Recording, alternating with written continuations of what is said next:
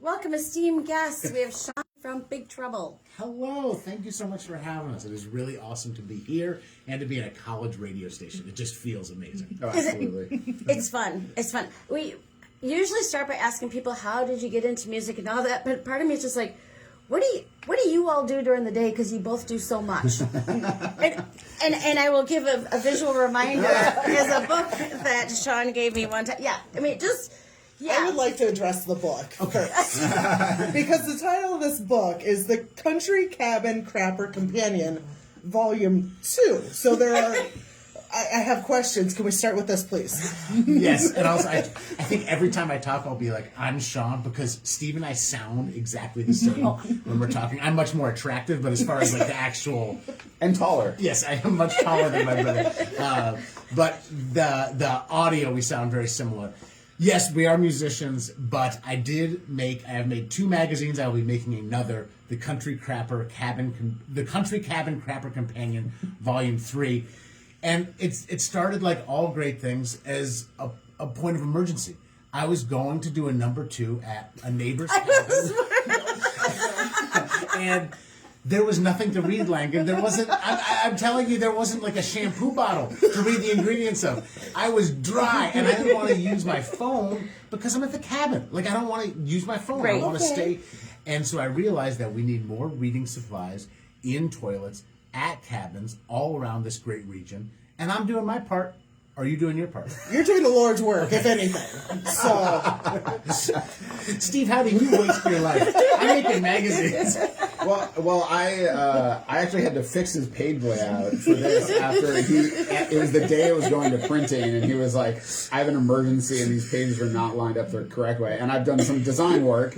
So I went in and I had to like refix the page layout for it to print correctly. So that's one of the things I waste my life doing, which is helping him. Very nice, very life. nice. So, yeah. It is a delightful read. Well, thank you. Yes, Thank you very much. I may have some disagreements on The Who. Oh, are you a person who thinks The Who is a defensible favorite band? Well, it depends how recently I've seen Quadrophenia, being fair. But I like them a lot. I've never seen Quadrophenia. I'm older. I've only seen I'm older. Tiny. Oh, we'll see. Well, you gotta see Quadrophenia. I will say for The Who, I don't know what I would say in terms of defending them as a favorite band. They are a band where sometimes when you hear like Baba O'Reilly or Won't Get Fooled Again, in that moment you're like, this is the best band that has ever existed. Like they definitely bring it on tracks where I'm like, this is incredible. So some of the really early stuff too. Yeah, I like. See, that's where me being a little bit old. I'm like, but what I say is if I had just seen Quadrophenia, I might have. Okay, and you're going to rent out your house for a month, okay?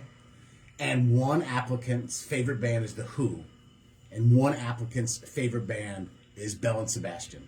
And you want your house to be in good condition. Oh, well, there's no question there. You go with the Belle and Sebastian fan. Obviously, the Who yes. fans are reckless. Yes. I think we were talking about this last night after the show, actually. Also, the question of bands where I think some of that early Who stuff, like the punk energy of it, was then later exceeded by later punks. And so it can be a little bit hard to see, like, in the context of the My Generation Who, of, like, how sort of raucous they actually were for that time, you know? And so it loses a little bit of its luster, because then it's like, oh, well, now people are always doing crazy stuff on stage and things like that. But that they were very out there in that mod generation. So. Set the norm. Yeah. I mean, and that's That's how I feel. That's how I feel. Stay out of it. But that is the other fun part about having it at his cabin. Is somebody's coming out saying, "Do you know what this guy just said?" It's a discussion point. I mean, one Absolutely. thing that Sean loves is asking questions, such as renting your house out to, Scottish bands versus, London bands, and people talking. So. Yeah. Now I'm a little torn. Scottish versus, yeah. Who are we talking? Yeah.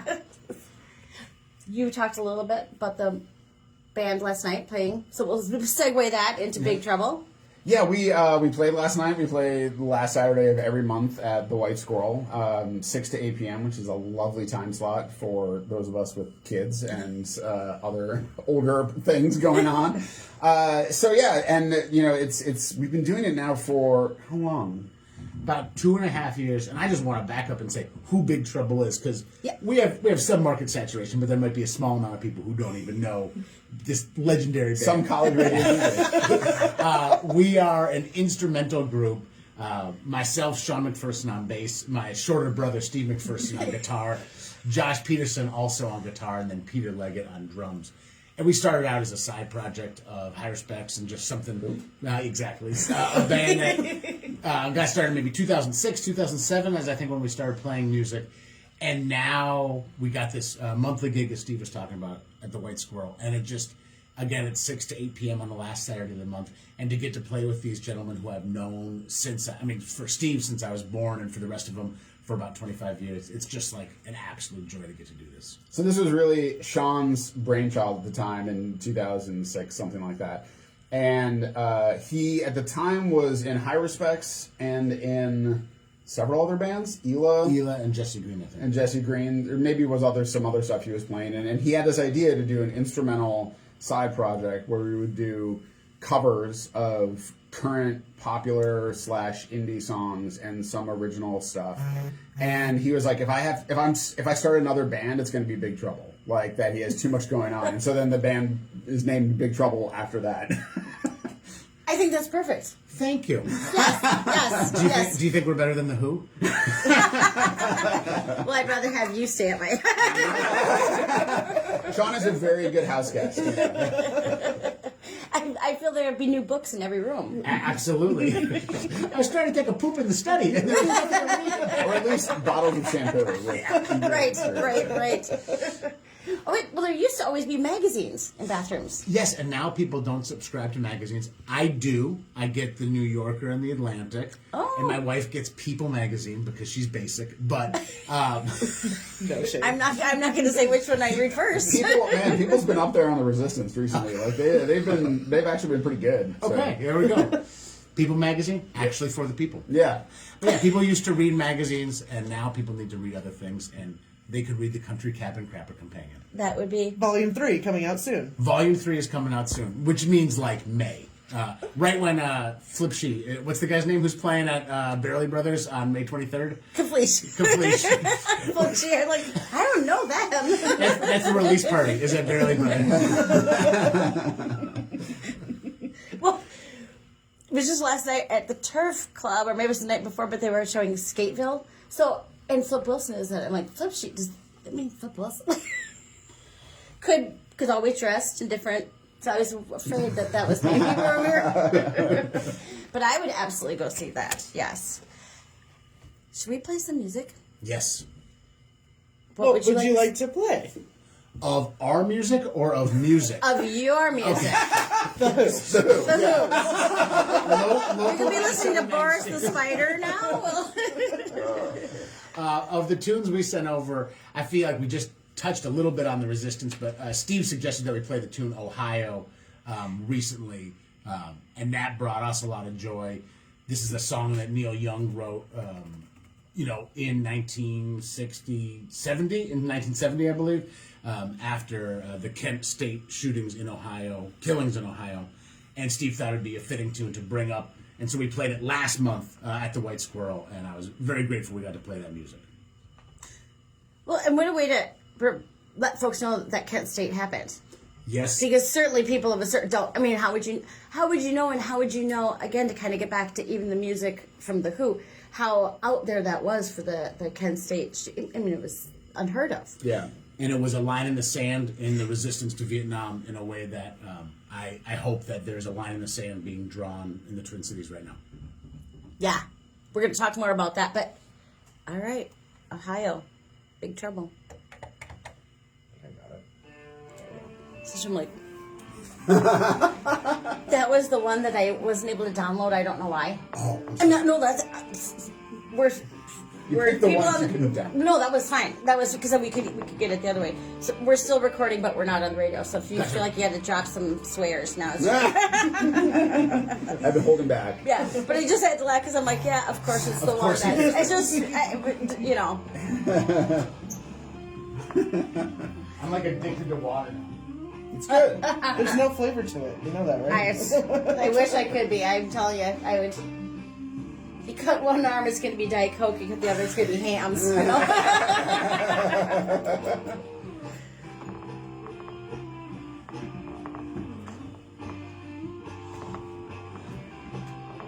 We're still alive.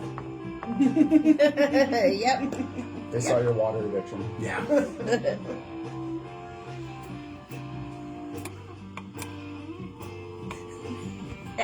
I laughed because the call that I got right before my sister's in Hawaii.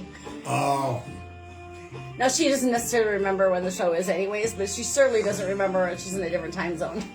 It's got to be like 1 in the morning in Hawaii, right? She says 4 hours earlier. Okay. Yeah. We have my wife's oldest sister and her family live in Vietnam, and so they're exactly 12 hours. Oh, away, God, that's hard to. Which is like it's hard. That's, and so it's like you can only talk to them at like 7 p.m. or like 7 a.m. Yeah. Because it's sort of like either end of that. So yeah.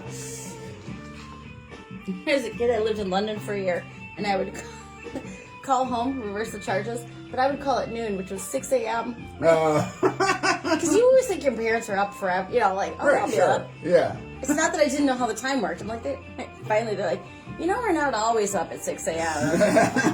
Sorry. Calling in the 80s, collect. I don't. That's a gift that keeps giving right there. Have you made a collect call in your life? No, but I remember having to wait until after 9. Okay. Yeah. Yeah, I remember that. Yeah. Unlimited minutes. Yep. There was one time where I was in France. I was actually playing shows there, and this was, for a long time it was like your phone just wouldn't work. And then it was like they have international calling, and so you can get calls, but it's really expensive. Yeah. And I was like I was in Paris, and my phone rang, and it was my mom, and I was like, hello? And she was like, hey, how's it going? I was like, good.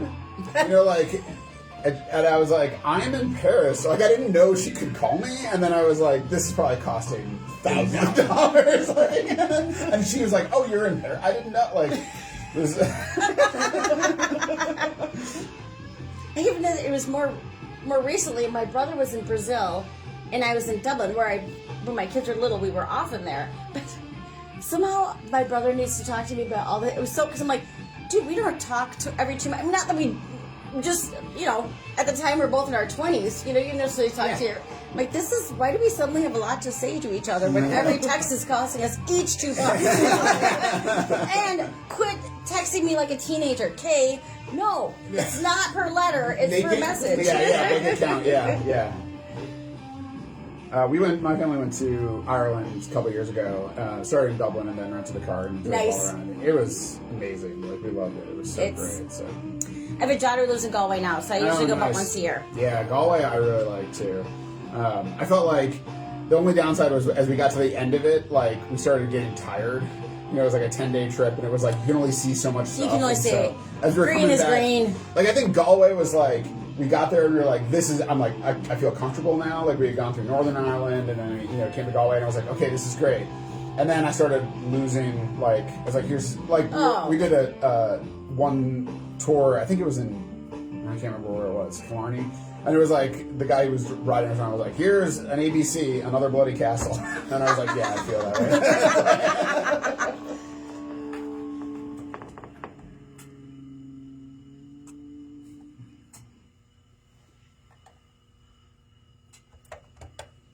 way. Ohio by Big Trouble, who we have in studio. Yes.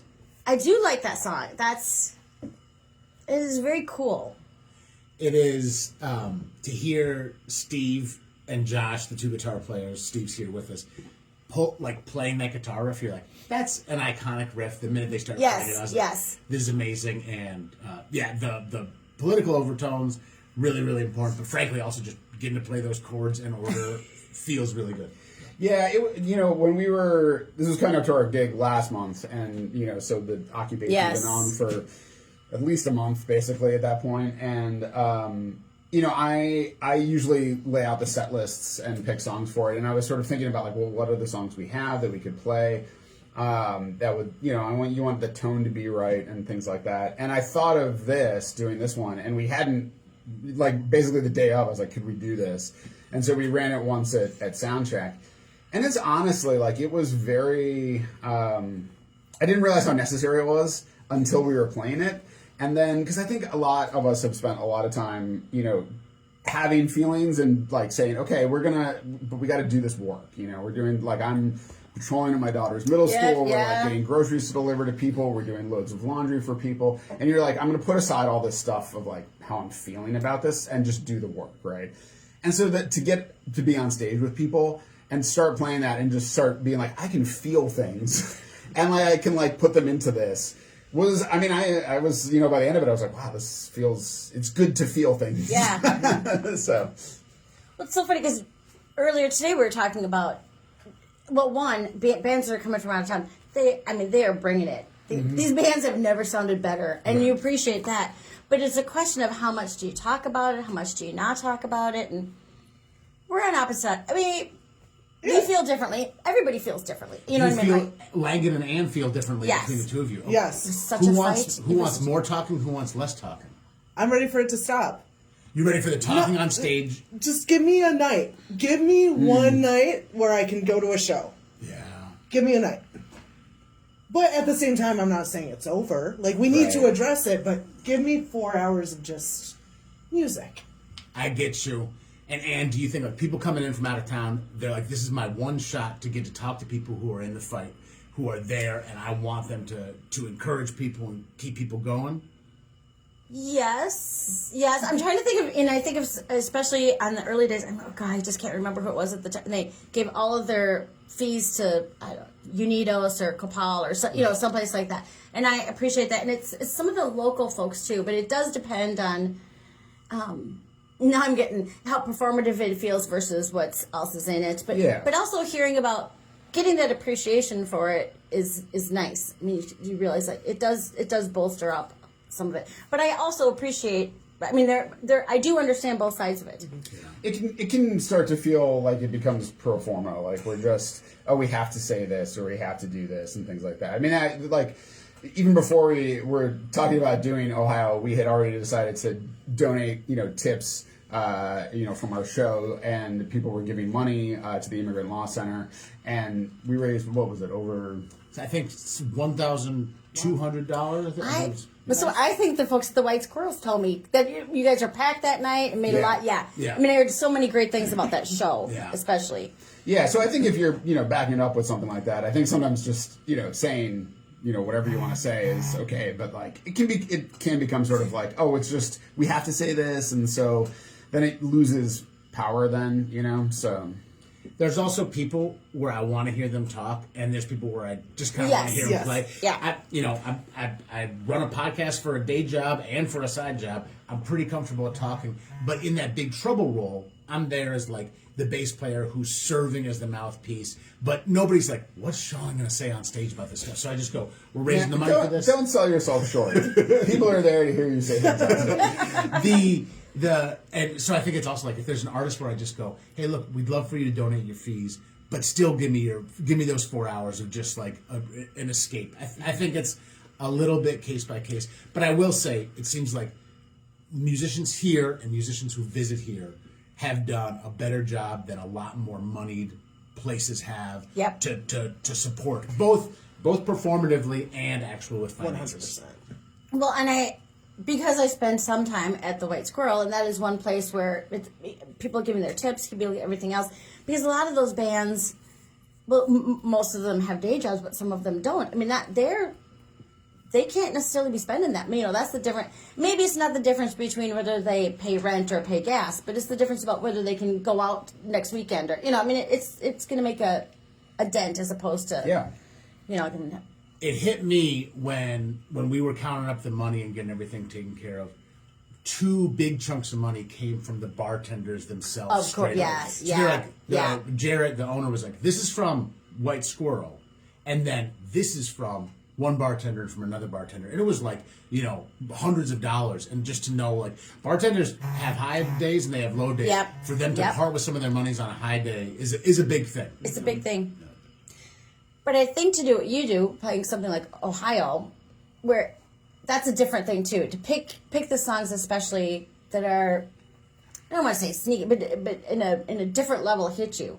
And I think also bringing in the history of it, because I think sometimes we need to hear, are we going through the worst of the worst times? Maybe, maybe not. But we need to hear there have been other worse times, and we've made it through. Yeah. So I think that in that way, music can do that. Yeah, and I think a lot of different kinds of art. My family went to see Macbeth at the Guthrie, which was incredible. And there was an older gentleman sitting in front of me, and anytime there was a line that sort of hit, he'd sort of do the like sort of the old guy going like there's a part where Malcolm is saying like our country is wounded and every day brings a new gash, and he's like I'm like I absolutely felt that, and there's parts of that play that it's telling a story and you can be focused on that, and then suddenly something will happen and you're just reminded of the current state of the world, and it's like that's one of the powers that art has, I think. So absolutely.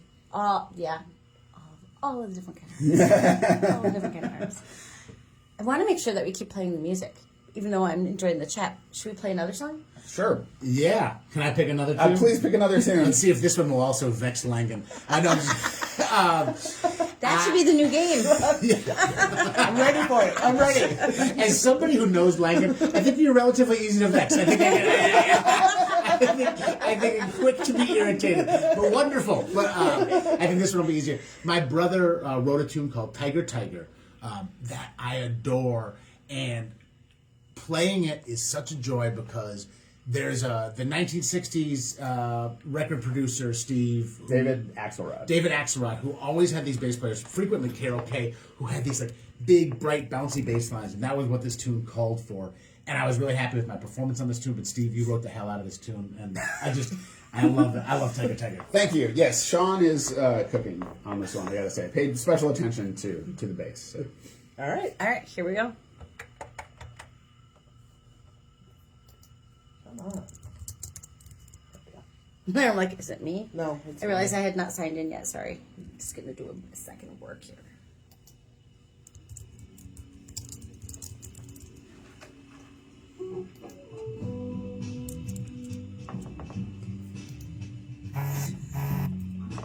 I know. That's me. When I say vexing, what I really mean is I feel like how you feel in a pretty healthy way, you don't hide. Oh, no. Not at all. I think if somebody's easy to be annoyed, that means that they're like, this little bag annoyed me. I just mean that if I'm like, what do you think of this? I'm like, I'm about to get an honest answer from Langan. Oh, yeah. Absolutely. There's something nice about that. Yes. That's why some people like it when I show up to their shows and other people don't. You have enough people in Minnesota who pull punches on feedback. You're going to be doing it.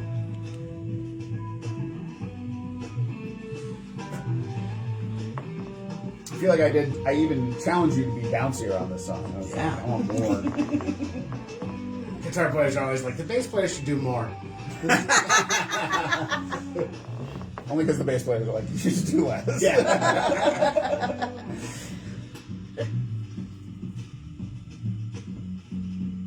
How long have you been doing the show? 2017, 2018, maybe? Oh. So I did some with someone else before Light, and then she just kind of got too busy on weekends and that. Yeah. Which this is.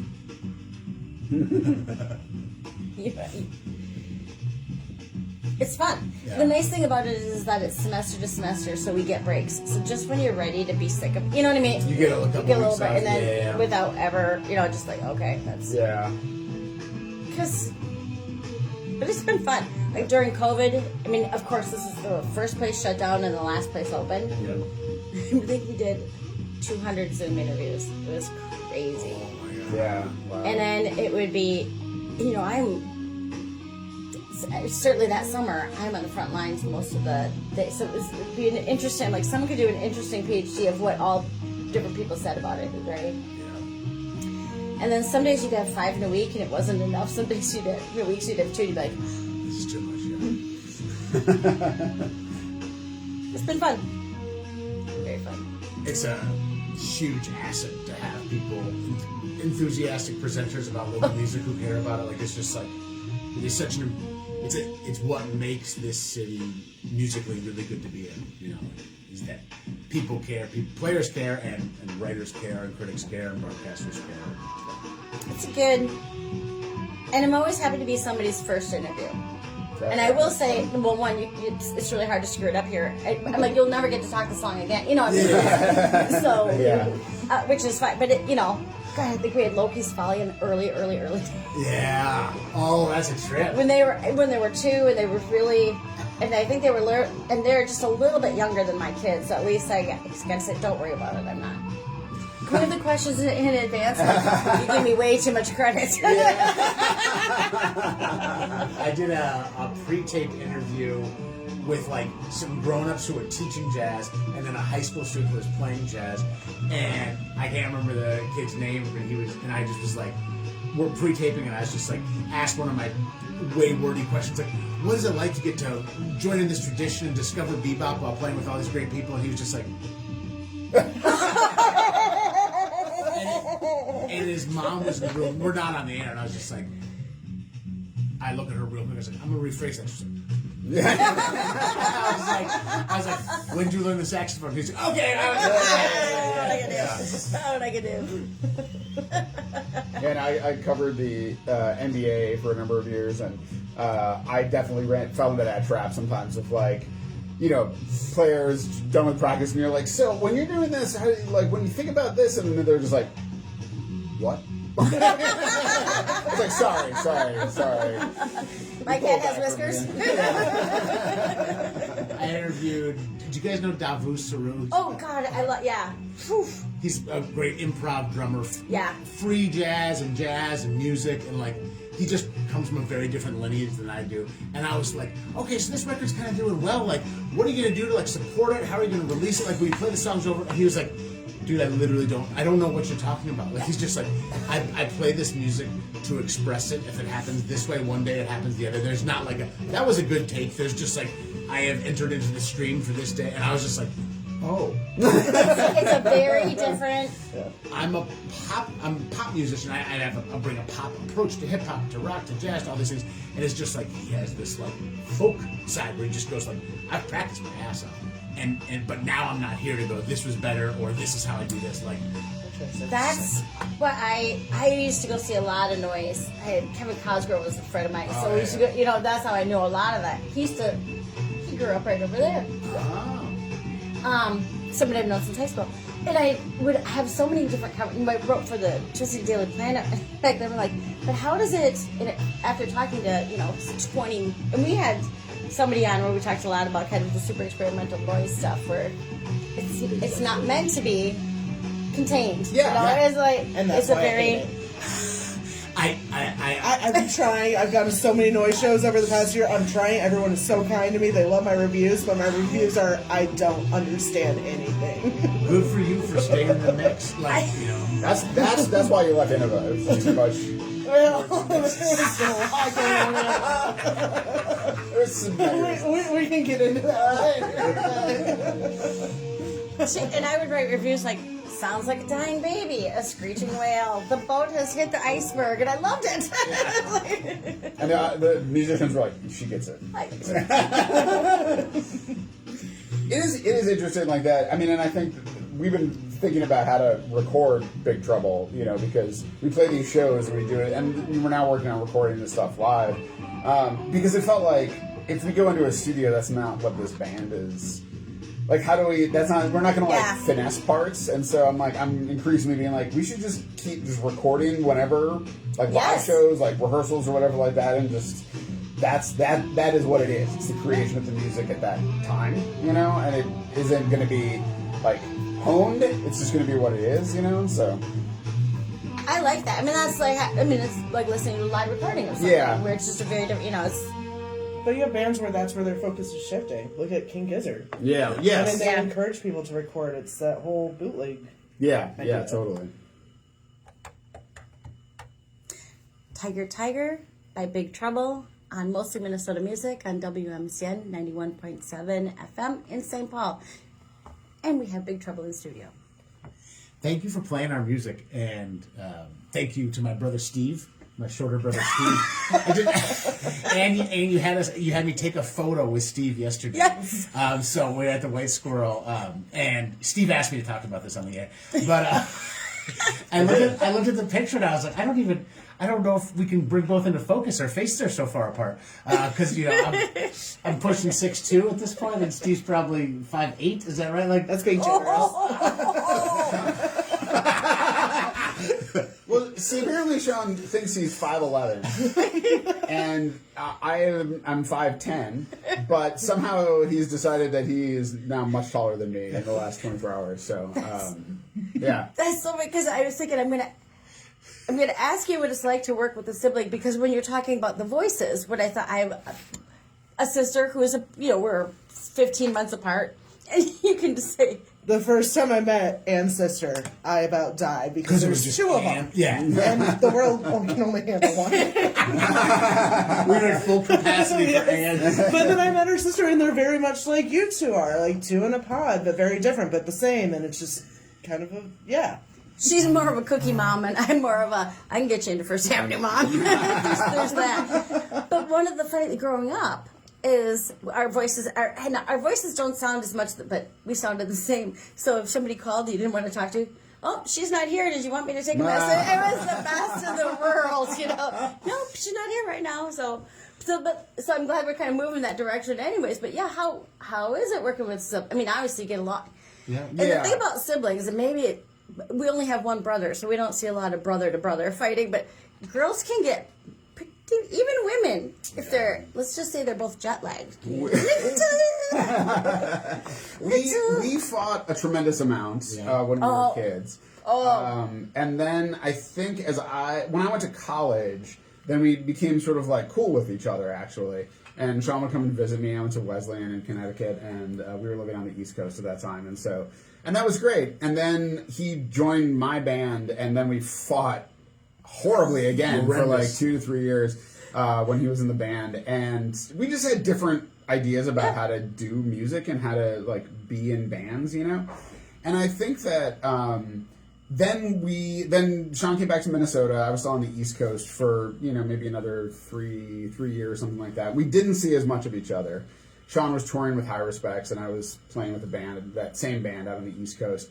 And then when I moved to Minnesota, I think we had just sort of figured out how to each have our own lanes, and we sort of respect each other's approaches. And despite them being different, I think we see that each way of doing it has its benefits. And so when you can sort of appreciate the other person is like, this is how we should do this, you can go, I can see that, even if it's not the way I would do it, we can make that work. And I think that's been really great. And this, like the partnership we've had in a bunch of different bands, including Big Trouble, has been great. And I think, despite how short I am, in spite of that, no, whether you are related to me or not, I was worse to work with 20 years ago. That's fair.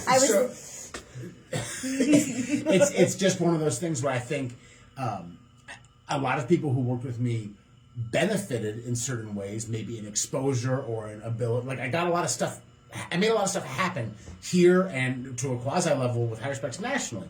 And I'm very proud of that. And I'm not like, oh, you had to crack some eggs. It was just like, oh, I was a jerk in useful and unuseful ways. And people bore the brunt of both of those, including Steve.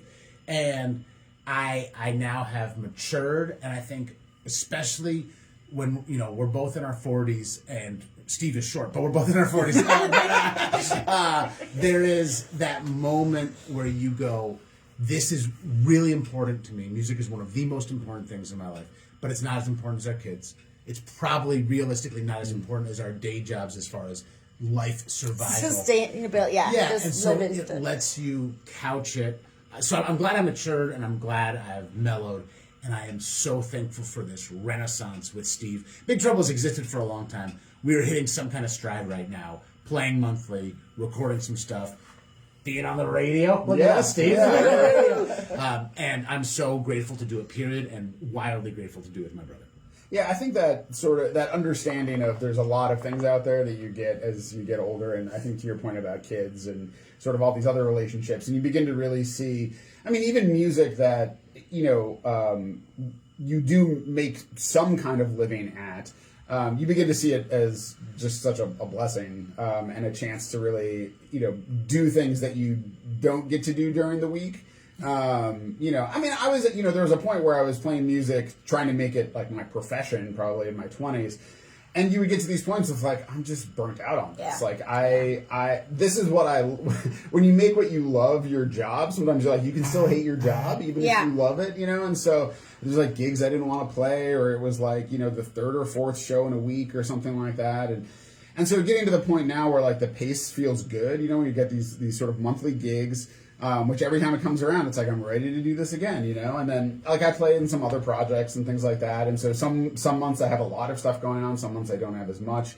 And I mean, I still run into that if I play, and at this age and this height, after playing 4 to 5 gigs in a month, I'm like, okay, I could use a month of not playing quite this much. But it's, I feel like anytime, as soon as you start playing, it's like, oh, this is the good stuff, so. I'm taking in so much of what you've said because I was wondering before. Sometimes you're more honest with a sibling than you would be with somebody else. At least but also I was thinking it is the age thing. When you're 20 something and you know everything, you feel like you have to tell everybody everything, and that's the best way to do it. Yeah. And it works to a certain degree. I find the older I get, the less and less I say at meetings. And a part of it is understanding that appreciation, and part of it is understanding, well, there's more than one way to skin a cat. Yeah. And that might be a better one. Well, and one of my, actually this came up last night because I was talking to somebody at the show, and this is one of my favorite things about Sean. Somebody was saying how much joy he has on stage, which it's palpable. Like, he's always having a great time up there on bass. And because he's so tall. Well, yes. You can see my face. I mean, I'm looking up at his face, and I'm seeing how much joy there is on it. But what they don't know is that when he was in my first band with me, he never smiled while he was playing the bass. He always looked like he hated what he was doing. And sometimes he did. But I think sometimes he didn't, but he just didn't express it. It was like, and you would sort of look over and be like, this guy's really cramping my style because he's not having any fun doing this, And then when he started doing High Respects full time, I think you've talked about this, it was really when he was like, I am a leader in this band and I need to show this. Because again, it's not like he wasn't having a good time, or it's not that now when he looks like he's having a good time, he's putting it on. It's like he's just letting it come out, But it's so funny because from that, I think about how many conflicts were over like, you're just staring daggers at me while I'm playing a guitar solo. And then when you get done, he's like, that was great. It's like, you gotta show this, When you're young, you're so tuned up. You're so ready. It's like the trim on your mic is so high, that the gain is so high that you're, I'm so sensitive to this. I'm so worried about that. And I think letting my joy be visible has been really, really helpful for me. Oh. And I thought that if I let my joy be visible, it would make the performances worse somehow, which is totally counterintuitive. Because I thought if I just look like a taskmaster all the time, that's how we're all going to play the best. It's like sort of thinking, if I'm a boss and I'm leaning over your shoulder, that'll be good. Which now we all know that's also bad. But I had that wrong impression, and I actually credit this woman, Lori Lang, who was my bass teacher in 10th grade or 11th grade. And she was at Walker West, and she was a really caring teacher. And I think it bears some significance that she's a woman, because I think she brought some sort of like more collaborative spirit than some of the bass teachers had beforehand. And I was telling her, like, these horn players in High Respects, they don't know what the hell they're doing. I tell them I want a sforzando, and they don't do it right, and they're idiots, and I'm smart. And she was just like, nobody wants to work with you. You sound terrible.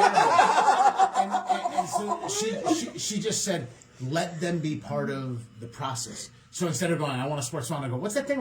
And she goes, ask that. Then Martin can go, that's a sforzando. I can do that. And let them. Wow, Martin debating catching strays on no strays. And a loving stray. Martin doesn't know what a sforzando is. Yeah, he's also short. Yeah, he's 5'4". But it learning to actually, and I have a long way to go. I feel like I'm 6 months out from thinking the world would be better if everybody acted like me.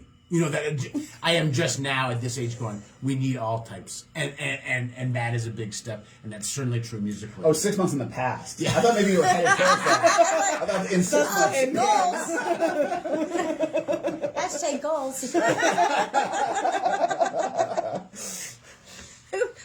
And it gets so funny because we were just talking about, for me, the funny thing is when I go to the grocery store and I want my Diet Coke in a paper bag. This is what I want. I think that's the way it should be done. And then sometimes people ask and sometimes they don't. And I'm 2 minutes out and say, could you just, I have 4 other things. Can you put my Rice Krispie bar and my bag of chips on top of it? Just do that. I have to remind myself, no, because to someone else, that's the worst way to do it. And I'm like, and it's the smallest thing, but you're like, yeah, some of us want ketchup, and some of us want mustard, and some of us want relish, and some of that's wrong, but not all of it. You know, I just appreciating that. Well, and when you have kids, and they're like, this is the topping, like, I always get mustard, Dad. How do you not understand this? And it's like, listen, I got a lot of stuff going on. Like, I can't keep track of all of this. Like, I can't keep track of your Jersey Mike's order right now. Yeah, kids are like... They will disabuse you of a lot of your preconceived notions. So. Yeah, because they certainly know. And they're not afraid to throw that plate right across the... or not eat it, and that's even worse. Yes. Should we play some more music? Yeah, I think we pulled out one more tune. This one written by our guitar player, Josh Peterson. Also funny that I said pulled out one more tune. We were playing the entirety of the recorded discography of Big Trouble today when we finished playing this song. But our guitar player, Josh, is a really gifted player and a really gifted writer. Fairly tall. And he wrote the tune West of the Sun, and the guitars in particular sound great on this.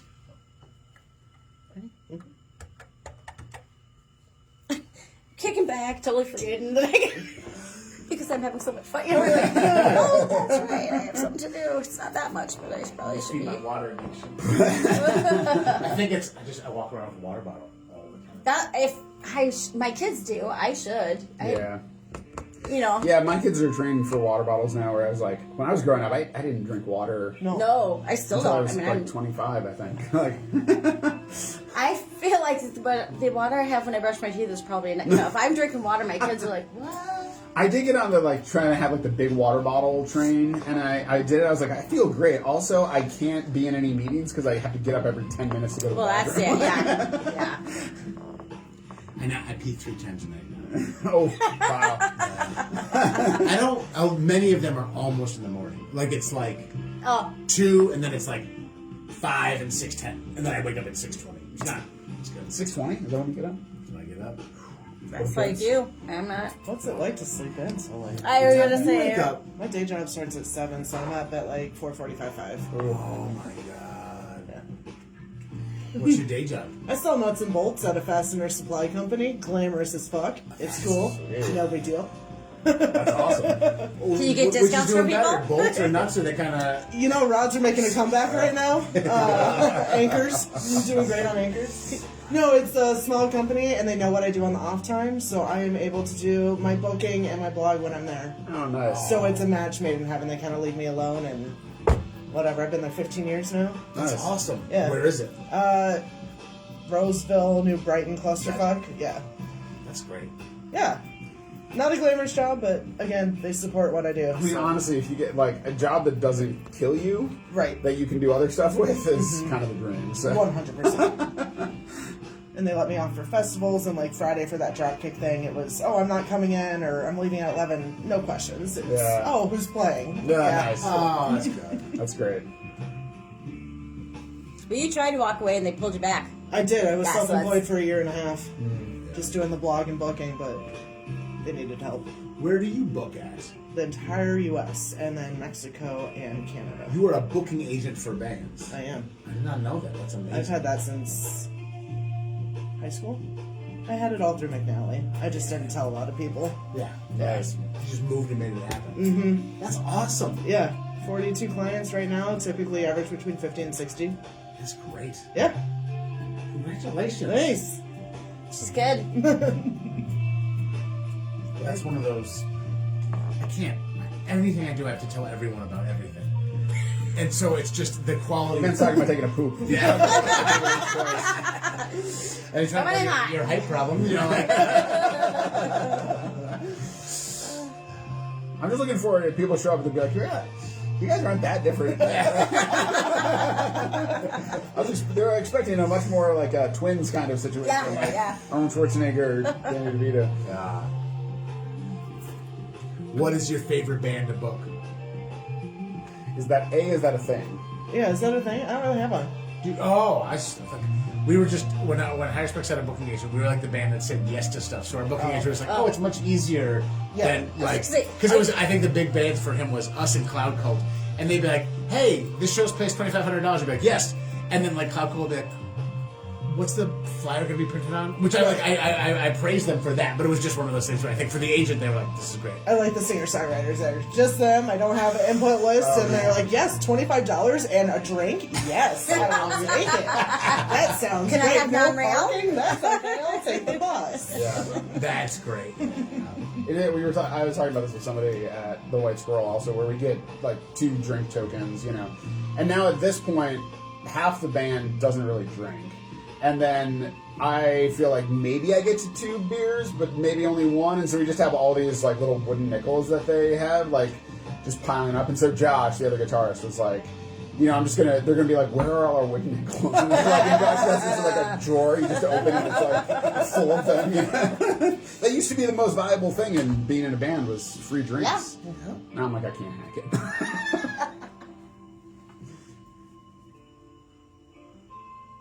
I feel like this someday. Okay, let's see who we're.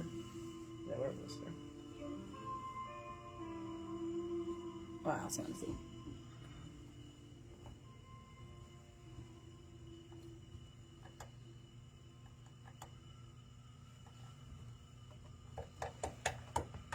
This West of the Sun by Big Trouble, who we have in studio. Sean and Steve. You've now played the entire discography of That was I it. think that Big Trouble, I think so. I think you've also given us all of our radio play ever, besides for things we've done with Crescent Moon is in Big Trouble, like because we've just started recording as an instrumental group. So thank you for premiering all these tunes on FM radio. Awesome. No, that's fantastic. They sound great, but kind of off air. We were talking about it's different to do a recording than to be live, and to miss the spontaneity, the of the live, and that's when you're used to it. Yeah. It's a tough. Yeah, like when we started working on thinking about recording and doing some of this stuff, you know, we're all sort of doing it by just it's equipment we have, or like little mics and things like that, and like you know, I have a camera that has a pretty nice mic on it and stuff like that, and it's you know, I was thinking about the albums that I love that are like this, like old jazz albums where they're like you know, like the Blue Note stuff, initial Blue Note stuff is recorded in like Rudy Van Gelder's parents' house, you know, and like. They would do live albums like the Art Blakey and the Jazz Messengers albums that are, you know, from places like that, where I'm like, you know, it's not the best sound in terms of like the idea of the high fidelity of it, but it captures like the vibe of it. And I think that was really what, in thinking about Big Trouble, like so much of what we do is spontaneous and it can change night to night. And sometimes this solo goes this way, sometimes it goes that way. Like the you know, the sort of structures around them might stay the same, but you know, part of the fun is the surprise that happens, and so we're just sort of trying to capture some of that rather than go into the studio and go, okay, let's make sure every part is isolated and perfect, because what does that even mean for us at this point? There are two things I think of. Nobody needs perfect in music. I mean, I love Willie Nelson, but that voice ain't perfect. You know what I mean? It's the things that, it's the missed stitch in the sweater that makes you know it's homemade, and that's why you love it. Yeah. You know, that sort of thing. But the other direction I'm thinking was, well, with technology is you should be able to choose your own adventure. A song starts, and you're like, oh, I want more of this. Wouldn't that be amazing? Just like Interesting. All right, now I'm thinking about it. more of him in the monitor, more of that. Yeah. Bass player, come on, step up. Guitar player, come on. Well, Steve and I fall on this. I believe we're both like anti the Chipolification of food. Yeah. Like we don't want to build our own Bloody Mary. We want you to be like, Amen. Thank you. Amen. This is a good Bloody Mary. Go with extra pickles. But like, I don't want every protein to go on every carbohydrate, to go with every sauce, to go with every. Yeah. element. I want a little bit of curation. I understand that sometimes I like dialing something up and having a say-so, but I really do like giving a radio station the keys and going, you got my attention for the next half hour. Like, it's yours to lose if you play something, just guano, but like in general, if you're playing some good music, I'll go with you, I'll follow you, I'll see where you're heading next. And I think that perfection is wildly overrated. Yeah. And the best sounding, almost perfect music was like that late 70s when it was the first time I felt like they could get perfect, but it was really hard to get perfect. That was good. Fleetwood Mac was good. But in the end, the stuff that has some slop to it, the misstitched sweater, is the stuff that I keep on listening to. When the teens start saying guano, this is where it started. This is patient zero for guanos. This is the next 6-7. I was reading an article recently that was talking about the sort of the experience of watching television when I was growing up, where there wasn't anything on. It was like so you either had to decide to watch something that you didn't want to watch, or it would eventually, you'd watch something that was good and then it would come to an end and you would have to go do something else. And now there's just this endless, you could always find something that you want to watch, and it removes some of that rhythm of I'm done with this, or I'm bored, or I have to go make something else, And so I think that I like to try to do that stuff, but just that you're not necessarily going to tailor everything is so tailored to all of our individual tastes now. Sometimes I wish you just found things that were like, I don't know what this is, or I don't understand it. I might have to work for it a little bit, I appreciate those moments. So. Well, I think the newspaper, let's just start there, media. Mm-hmm.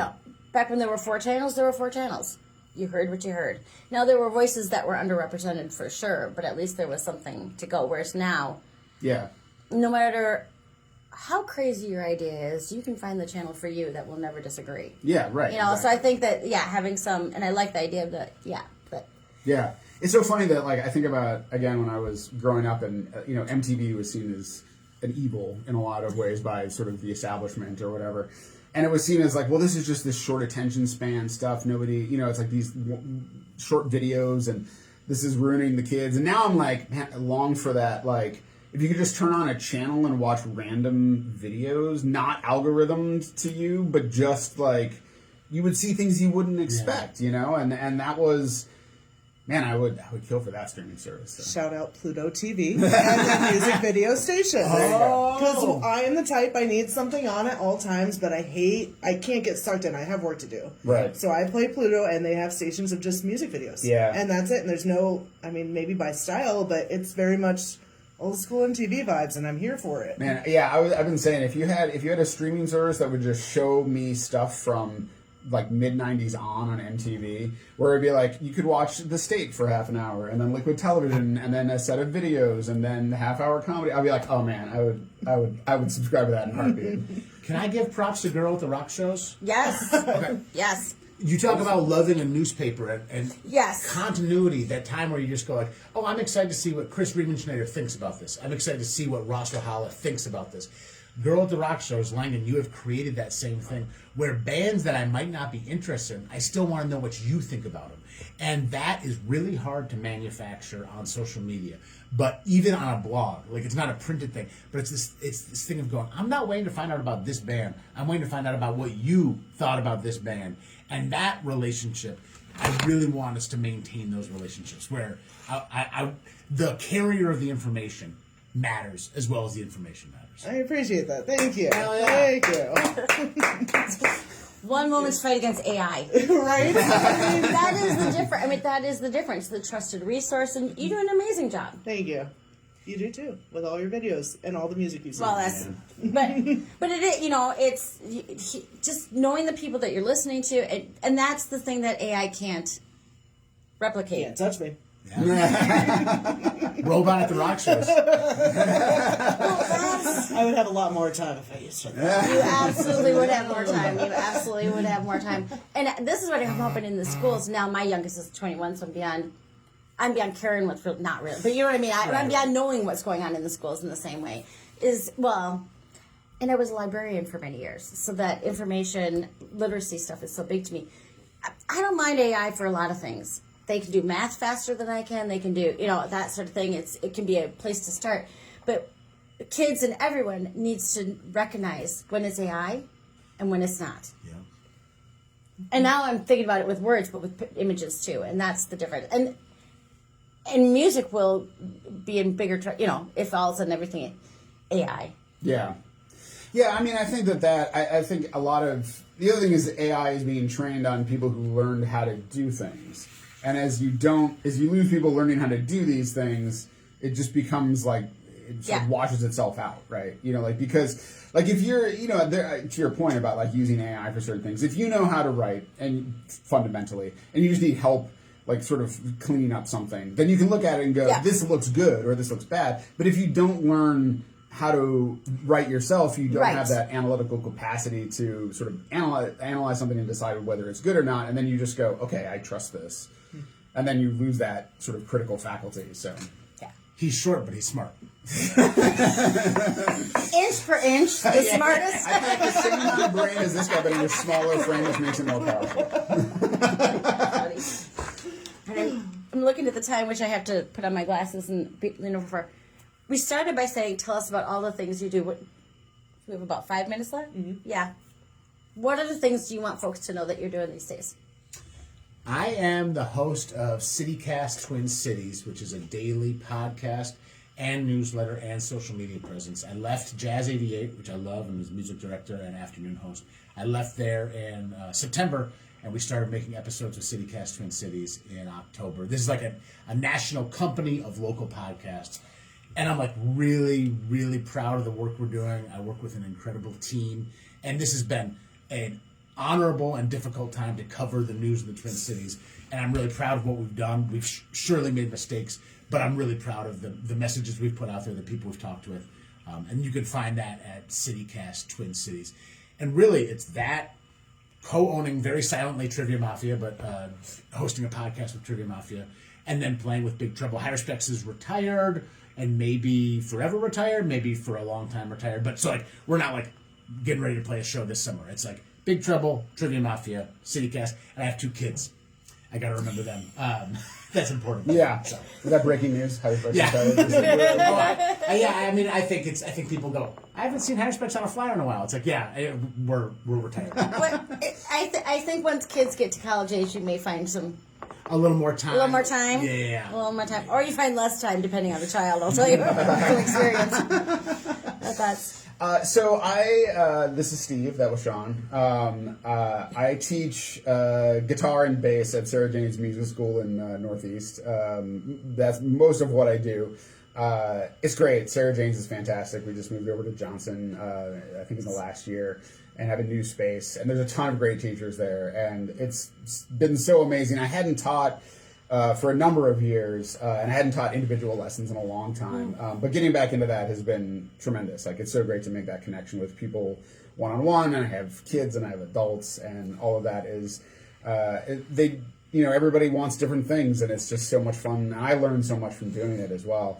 And then I play in Big Trouble. Obviously, I play in a band called 120 Minutes that just does alternative music from the MTV show 120 Minutes. And then I play with another band called Wayside, some guys I hooked up with and have played a number of shows with. They sort of live in different places, but we get together every once in a while to play. So just played the Big Turn. We just played a Big Turn, which was really fun. Played at the American Legion down there. Yeah, that was a great show. So yeah, it was super fun, and it's just basically when people ask me to play music, I'm like, yes, like sure, let's do it. Wayside's a lot of fun for me because I'm like the second guitarist in the band, which is great for me because I get to live out my Stone Gossard from Pearl Jam dreams of sort of being the rhythm guy. Like I get to just hold it down, which is really fun for me. And then in addition to that, I also have 2 kids who are a little older than Sean's kids, and not shorter. They're taller than your kids for now. Who knows? There's obviously a lot of, they're sort of getting into their preteen and teen years, so there's a lot of activities to be chaperoned to, and like soccer games and all different things to get kids off and around to. So just keep them busy with a lot of that stuff. So, and it's because you both grew up around here, and you have kids around here. Yeah, we moved here. We're at McAllister. The reason we're in Yeah. St. Paul at all is my dad was the president of McAllister College. What? Yep. Oh my gosh. But when he got that job, my brother was already in college. So Okay. Steve moved here in his Okay, 20s. that's what I was I trying moved to- here in my teens. I went to Central High School. Yes, I knew when partially why I was asking is because I grew up in this area, and then you suddenly have teenage kids. One time, one of my daughters had gone missing, and I unintentionally, but because my main concern is we found her asleep in the basement. It's fine, but I take her to every party place in St. Paul. Or my first, and I was like, pretend like you've never been here, but yeah. So you'll have that with your kids, where you're like, hey, no, down by the river. Back at the golf course, don't want to see you there. Yeah. Yeah, my wife is from here. She grew up in Hastings, not too far away. Yes. So she knows probably more of that than I do. I've been growing up in Massachusetts. So I know the places in Williamstown you're not supposed to party. Yeah, you don't want to go, but that is the funny thing if you have kids in the town that you lived in. Yeah. You're like, Yeah. how much do I? All right, I'm giving a quick look to. We have 1 minute. Oh, we have 1 minute. Amazing. I usually have a little better. Thank you. Thank you. Thank you for what you do. Yeah, this is Thank you amazing. for making this available to the community and sharing this music. Thank you. It's super fun. Yeah. Well, and we'd be sharing nothing if it weren't for you. So there you go. All right. Yes. When can you? So next, the last Friday of this month. Last March Saturday. 28th. Yeah, March 28th. Saturday, March 28th. Oh, Yeah. it's the day of the No Kings. Oh, it is. Yeah. Okay. It is. Yeah, It yeah, is. But I always confuse. That's not the day we have the show. So yeah, after No Kings, and that will be at the Capitol. People can just slide on on. there. Just roll on over to the White Squirrel and we'll be there. All right. Thanks, and thanks, folks, for listening to Mostly Minnesota Music on WMCN 97.1 FM in St. Paul. 91.7. Is it 97.1? No. Did I say 91.7? You said 97.1. Now Oh, I did can't I? believe I police get called. Oh, no, thank you for doing that. It's the only thing I would correct somebody on. It's the only thing I would correct somebody on. It's like, no, you've given the wrong address. 91.7. Jeez. Time for me to go. Thanks for listening. That is the one thing I would absolutely... We don't need to give cities 97.1. No.